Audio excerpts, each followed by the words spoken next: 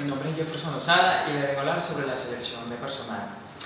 Cuando una recluta resulta en una cantidad suficiente de candidatos o aspirantes, se obtiene con ellos solicitudes de empleo. A partir de allí se inicia un proceso de comparación y decisión de esos mismos candidatos para seleccionar entre ellos. Eso es lo que se conoce como la selección. La selección de personal no se remite únicamente a aplicar test o pruebas por sí solo, sino que se realizan investigaciones que van mucho antes a la selección. Investigaciones sobre las necesidades del puesto, sobre los requerimientos de la organización y del postulante, y con ello las estrategias de recursos humanos. El objetivo principal de la selección de personal es básicamente seleccionar, pero dentro de aquellos candidatos que sean en alguna medida más aptos para el puesto y para el desempeño. Es por ello que se necesita un especialista en recursos humanos, ya que comprende uno, el área en la cual se requiere el personal; dos, evaluará las necesidades del puesto; y tres, finalmente lo que hará es gestionar todo el proceso de la selección en base a características de la ocupación y con ello del futuro ocupante. La primera etapa del proceso de selección de personal es la preselección. Esto es una entrada electiva por relevancia. Relevancia ya sea cognoscitiva o por experiencia, y se basa en criterios que la empresa va a suministrar y que van a ser desarrollados en conjunto. Entre los principales criterios se encuentra: uno, estudiar lo que sería la solicitud de empleo y la información presentada allí.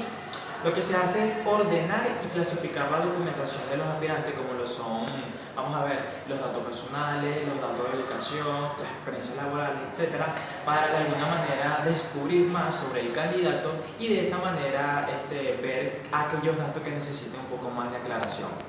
El segundo elemento o criterio se basa en una entrevista de clasificación.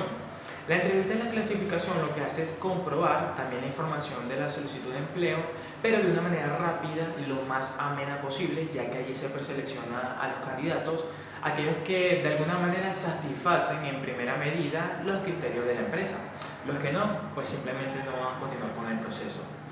La segunda etapa del proceso de selección de personal se basa en el análisis selectivo. Este análisis es básicamente examinar a los candidatos a través de métodos psicológicos y pruebas de idoneidad para así comparar y medir y conocer el grado de conocimiento, de destreza, de habilidad que tienen y que son necesarios para el puesto. Entre las principales pruebas se encuentran las psicométricas, que predicen algunas actitudes y conductas que ese candidato pueda desarrollar una vez que es contratado. Tenemos las pruebas de inteligencia, que hacen medir el nivel de razonamiento humano y abstracto, que tiene que ver con lo numérico, lo verbal. Y por último, la prueba de personalidad, que lo que hace es analizar aquellos rasgos que son sobresalientes de una persona. Rasgos como por ejemplo su confianza, la sociabilidad, la autoridad, etc. El tercer paso de la etapa, el tercer etapa del proceso de selección es lo que se conoce como el informe descriptivo. Una vez que el especialista termine con la evaluación psicológica, él tiene suficiente información como para tramitar aquel análisis selectivo a través de un informe. Ese informe va directo hacia la organización o hacia el demandante que requiera el puesto, y con ello se podrá obtener más adelante una segunda entrevista, que es la entrevista de selección. La entrevista de selección lo que hace es comparar al candidato con aquellos resultados que ya obtuvo anteriormente, para de esa manera identificar que si es apto o no para el puesto. Paralelamente también se realiza lo que sería una revisión mucho más exhaustiva de la solicitud de empleo, donde se verifica la información y las referencias para saber si son viables.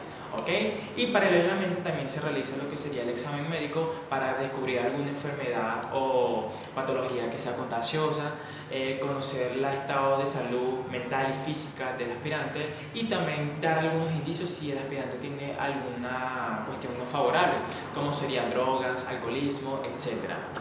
Finalmente, la cuarta etapa y la última de este proceso se basa en la contratación o no del aspirante.